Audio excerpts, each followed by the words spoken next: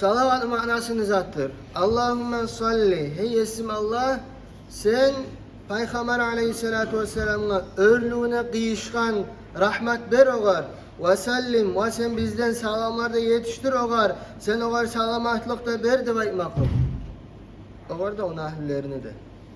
Ali alimlerin arasından salam vermekle hakkında Peygamber aleyhissalatu vesselam'a iki türlüge paylanganlar. Birileri ayta salam vermek bizden Peygamber aleyhissalatu vesselam'a bereket için bizge de aytı beskere.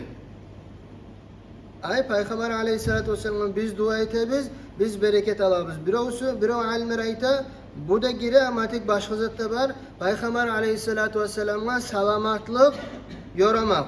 Peygamber aleyhissalatu vesselam dünyadan geçken zamanla oğar salamatlık ne zattı baytıp sorasa, şunun dini saklanmaklıktır.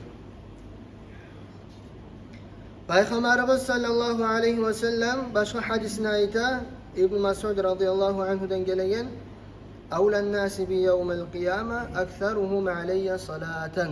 Kıyamet gün boğan zamanla meni şefaatime laf debek tiyişli adamlar mağa kop salavat okuyan adamlardır eskerirler. İmam Tirmizi ve İbn Hibban özünü hadis kitaplarına getiren hadis bu.